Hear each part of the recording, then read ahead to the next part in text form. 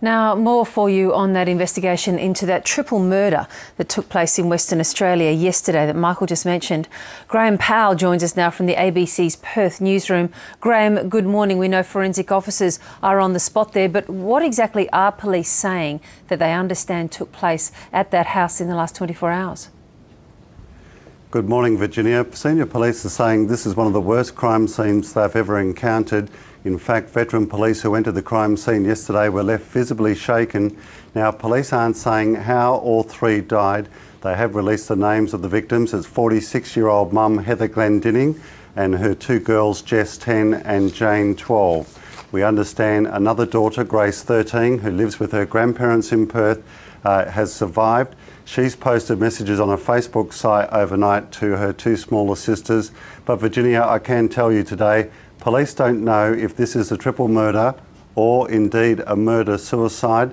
They are saying it could take several days to piece together what happened inside that house, and they're not saying how they died other than to say the crime scene is horrific.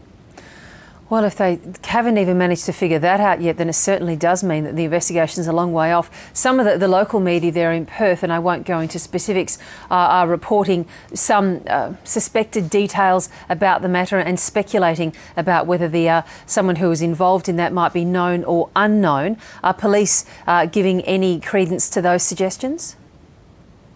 It's hard to say, Virginia. Police have remained tight-lipped about this. This has happened in a crayfishing town of Port Denison, 360 kilometres north of Perth.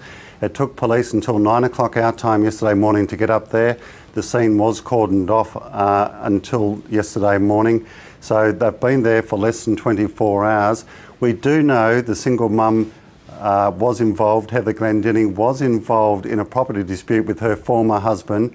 We understand the husband is racing to be with his surviving daughter here in Perth. He's living with her grandparents, but they have ruled him out virtually as a suspect in this case. So they're trying to piece together now whether someone has gone into the house and killed this family or whether it's a murder-suicide. But we do know the mother, Heather Glendinning, was involved in a 4-year dispute over property with her former husband. And Graeme Powell, are the police saying whether anyone is actually helping them with their inquiries or not? Well, they're not, Virginia. They're keeping their cards very close to their chest. We know they're speaking to two people, but what relationship those two people have in relation to this crime, we don't know. So, as I say, police have been there for 24 hours.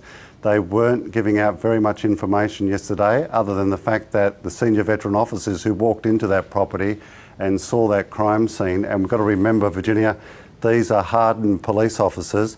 They were visibly shaken and they needed counselling. Also, the local community up there, there's only 3,000 people that live in the town of Port Denison, Dongra. Yep. The Shire president up there is saying that the whole town is in shock because most people knew this family.